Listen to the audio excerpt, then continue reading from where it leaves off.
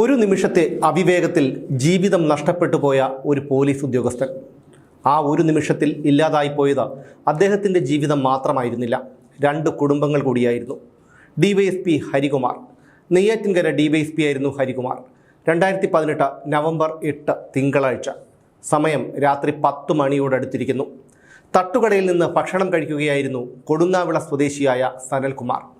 അയാൾ ഒരു ഇലക്ട്രീഷ്യനായിരുന്നു. കാർ റോഡരികിൽ പാർക്ക് ചെയ്തിട്ട് അയാൾ ഭക്ഷണം കഴിക്കാനായി കടയിലേക്ക് കയറി. തട്ടുകടയുടെ തൊട്ടടുത്ത് താമസിക്കുന്നത് ഒരു പണമിടപാട് സ്ഥാപനം നടത്തുന്ന ബിനുവാണ്. സനൽകുമാർ കടയിലേക്ക് കയറിയപ്പോൾ ബിനുവിൻ്റെ വീട്ടിൽ നിന്ന് ഒരാൾ പുറത്തേക്ക് വന്നു. അത് ഡിവൈഎസ്പി ഹരികുമാർ ആയിരുന്നു. അയാളുടെ കാർ അവിടെ പാർക്ക് ചെയ്തിട്ടുണ്ടായിരുന്നു. ബിനുവിൻ്റെ വീട്ടിൽ മിക്കവാറും വരുന്നയാളായിരുന്നു ഹരികുമാർ. ഭക്ഷണം കഴിച്ചിട്ട് പെട്ടെന്ന് മടങ്ങിപ്പോകാമെന്നായിരുന്നു സനൽകുമാറിൻ്റെ കണക്കുകൂട്ടൽ. അതുകൊണ്ട് തന്നെ അയാൾ തൻ്റെ കാർ അവിടെ പാർക്ക് ചെയ്തിട്ട് ധൃതിയിൽ കടയിലേക്ക് കയറുകയായിരുന്നു. ബിനുവിൻ്റെ വീട്ടിൽ നിന്ന് പുറത്തേക്ക് വന്നയാൾക്ക് കാർ അലക്ഷ്യമായി പാർക്ക് ചെയ്തിരിക്കുന്നത് കൊണ്ട് തന്നെ തൻ്റെ കാർ അവിടെ നിന്ന് എടുക്കാനായില്ല. ഡിവൈഎസ്പിക്ക് വല്ലാതെ അരിശം വന്നു. അദ്ദേഹം ഉറക്കെ ആക്രോശിച്ചു. ബഹളം കേട്ട് കടയ്ക്ക് പുറത്തിറങ്ങിയ സനൽകുമാർ ഓടി വന്ന് തൻ്റെ കാർ മാറ്റിയിട്ടു. തടസ്സം മാറിയപ്പോൾ ഡിവൈഎസ്പി കാറ് കുറച്ചപ്പുറത്തേക്ക് മാറ്റിയിട്ടു. പിന്നെ വീണ്ടും തിരികെ വന്നു. കാർ അലക്ഷ്യമായി പാർക്ക് ചെയ്തതിനെ ചൊല്ലി സനൽകുമാറുമായി വാക്കുതർക്കമായി. ഡിവൈഎസ്പി യൂണിഫോമിൽ അല്ലാതിരുന്നത് കൊണ്ട് തന്നെ അദ്ദേഹം ആരാണെന്നുള്ളത് സനൽകുമാറിന് മനസ്സിലായില്ല. ഈ വാക്കുതർക്കത്തിനിടയിൽ ഹരികുമാർ സനൽകുമാറിൻ്റെ മുഖത്തടിച്ചു. പിന്നെ കഴുത്തിൽ പിടിച്ച് റോഡിലേക്ക് തള്ളി. ഒരു നിമിഷം ഹരികുമാറിൻ്റെ തള്ളലിൻ്റെ ശക്തിയിൽ സനൽകുമാർ റോഡിലേക്ക് വീണതും അമിത വേഗതയിൽ ഒരു കാറ് പാഞ്ഞു വന്നതും ഒന്നിച്ചായിരുന്നു. സനൽകുമാർ വീണത് ആ കാറിൻ്റെ മുന്നിലേക്കായിരുന്നു. കാർ ശക്തിയിൽ അയാളെ ഇടിച്ചിട്ടു. സനൽകുമാറിനെ കാർ ഇടിച്ചിട്ടതോടെ ഡിവൈഎസ്പി അവിടെ നിന്ന് ഓടി രക്ഷപ്പെട്ടു. ഹരികുമാർ ഡിവൈഎസ്പി ആണെന്ന് അവിടെ കൂടി നിന്നവർക്ക് ആർക്കും മനസ്സിലായില്ല. ഇതിനിടയിൽ ബിനു വന്ന് ഡിവൈഎസ്പിയുടെ കാർ മാറ്റിയിട്ടു. നാട്ടുകാർ പോലീസിനെ വിവരമറിയിച്ചു. പോലീസും ആംബുലൻസും സ്ഥലത്തെത്തി. സനൽകുമാറിനെ ആദ്യം ജനറൽ ആശുപത്രിയിലേക്കും പിന്നീട് തിരുവനന്തപുരം മെഡിക്കൽ കോളേജിലേക്കും കൊണ്ടുപോയെങ്കിലും അയാളുടെ ജീവൻ രക്ഷിക്കാനായില്ല. സംഭവം വലിയ വിവാദമായി. ഇതിനിടയിൽ ഹരികുമാറും ബിനുവും അടക്കമുള്ളവർ ഒളിവിൽ പോയി. സംഭവം നടന്ന് ദിവസങ്ങൾ കഴിഞ്ഞിട്ടും ഹരികുമാറിനെ പിടികൂടാൻ കഴിയാത്തത് പോലീസിന് വലിയ നാണക്കേടുണ്ടാക്കി. അതോടെ അന്വേഷണ സംഘത്തിന് മുന്നിൽ ഹാജരാകാനായി ബന്ധുക്കളും സുഹൃത്തുക്കളും മുഖേന സമ്മർദ്ദം ശക്തമാക്കി പോലീസ്. സനൽകുമാറിൻ്റെ ഭാര്യ നിരാഹാര സമരം തുടങ്ങിയതും ഹരികുമാറിന് പോലീസിൽ നിന്ന് സഹായം കിട്ടുന്നുണ്ട് എന്നുള്ള ആരോപണവുമൊക്കെ പോലീസിനെയും സർക്കാരിനെയും കൂടുതൽ പ്രതിരോധത്തിലാക്കി. അതോടെ എത്രയും വേഗം ഹരികുമാറിനെ പിടികൂടണമെന്ന് DGP അന്ത്യശാസനം നൽകി. ഇതറിഞ്ഞ ഹരികുമാർ തിങ്കളാഴ്ച വൈകുന്നേരം കീഴടങ്ങാമെന്ന് ഇടനിലക്കാർ മുഖേന പോലീസിനെ അറിയിച്ചു. നെയ്യാറ്റിൻകര സബ് ജയിലിലേക്ക് തന്നെ റിമാൻഡ് ചെയ്ത് അയക്കരുത് എന്നതായിരുന്നു കീഴടങ്ങുന്നതിന് അദ്ദേഹത്തിനുണ്ടായിരുന്ന നിബന്ധന. മുമ്പ് പല കേസുകളിലായി താൻ അറസ്റ്റ് ചെയ്ത പ്രതികളിൽ പലരും നെയ്യാറ്റിൻകര സബ് ജയിലിലുണ്ട്. ഒരു തടവുകാരനായി താൻ അവിടെ എത്തിയാൽ അവർ ശാരീരികമായും മാനസികമായും തന്നെ പീഡിപ്പിക്കുമെന്നുള്ള ഭയം ഹരികുമാറിനുണ്ടായിരുന്നു. അങ്ങനെ ഹരികുമാർ കീഴടങ്ങുമെന്നുള്ള പ്രതീക്ഷയിൽ എല്ലാവരും കാത്തിരുന്നു. അപ്പോഴാണ് ആ വാർത്ത എത്തിയത്. കല്ലമ്പലത്ത് വെയിലൂരിലുള്ള തൻ്റെ വീടിന് പുറത്തുള്ള ഷെഡിൽ ഹരികുമാറിനെ ജീവനൊടുക്കിയ നിലയിൽ കണ്ടു എന്നതായിരുന്നു ആ വാർത്ത. സംഭവ സ്ഥലത്തു നിന്ന് ഹരികുമാറിനെ രക്ഷപ്പെടാൻ സഹായിച്ച ബിനുകുമാറും ഒളിവിൽ പോയിരുന്നു. അയാളെയും കണ്ടെത്താൻ പോലീസിന് കഴിഞ്ഞില്ല.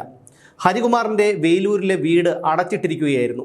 ഹരികുമാർ ഒളിവിൽ പോയതോടെ അദ്ദേഹത്തിൻ്റെ ഭാര്യയും മകനും ഏതോ ബന്ധുവീട്ടിലേക്ക് താമസം മാറിയിരുന്നു.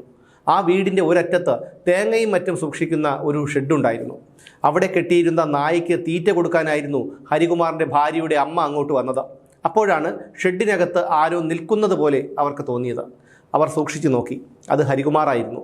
തൂങ്ങി മരിച്ച നിലയിലായിരുന്നു അയാൾ. അവർ ഉറക്കെ നിലവിളിച്ചു. ആ നിലവിളി കേട്ട് ആൾക്കാർ ഓടിക്കൂടി. ഹരികുമാറിൻ്റെ ആത്മഹത്യാ വാർത്ത ഞെട്ടലോടെയാണ് ആളുകൾ കേട്ടത്. ആർക്കും അതങ്ങോട്ട് വിശ്വസിക്കാനായില്ല.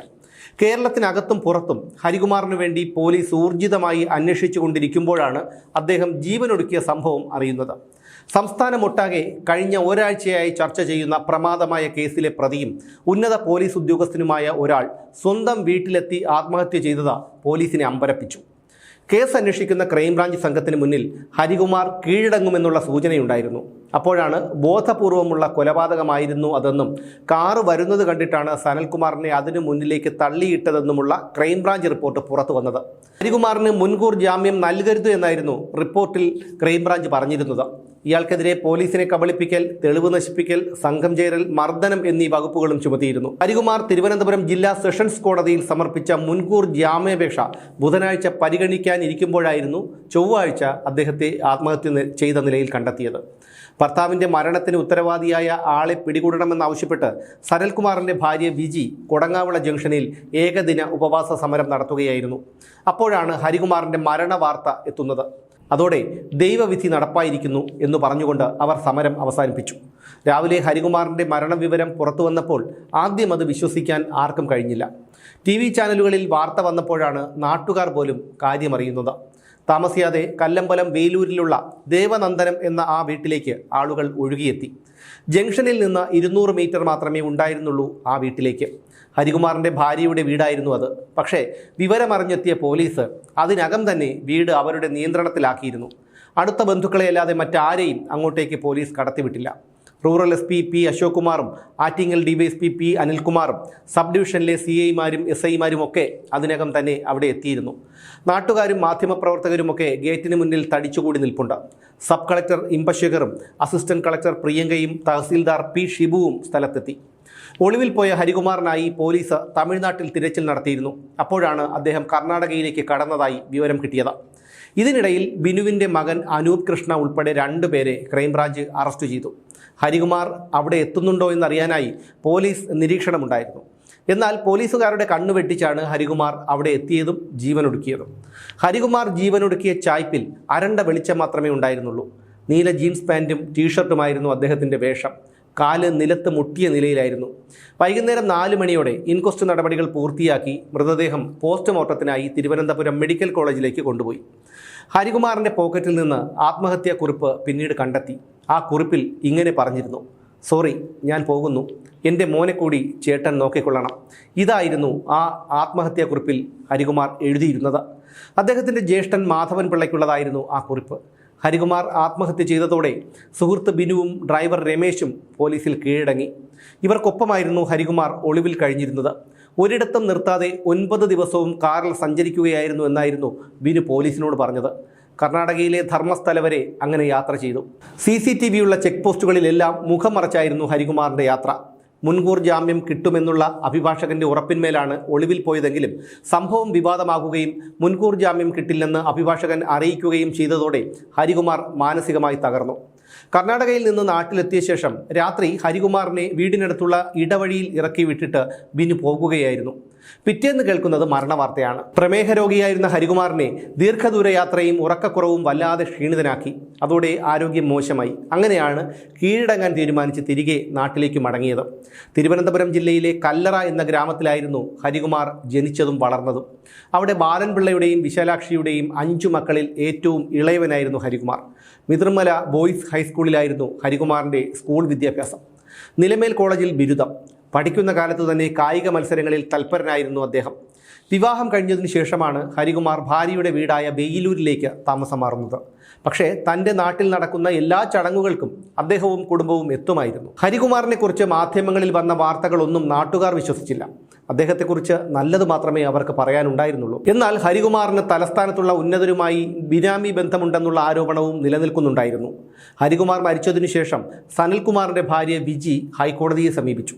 കേസിൽ വേറെയും പ്രതികളുണ്ടെന്നും അതുകൊണ്ട് CBI അന്വേഷണം വേണമെന്നും ആവശ്യപ്പെട്ടായിരുന്നു അവർ ഹൈക്കോടതിയെ സമീപിച്ചത്. പിന്നീട് അവർ സെക്രട്ടേറിയറ്റിന് മുന്നിൽ തൻ്റെ 3ഉം 4ഉം വയസ്സുള്ള 2 ആൺമക്കളോടൊപ്പം 22 ദിവസം സമരം നടത്തി. തനിക്ക് സർക്കാർ ജോലിയും നഷ്ടപരിഹാരവും വേണമെന്നായിരുന്നു അവരുടെ ആവശ്യം.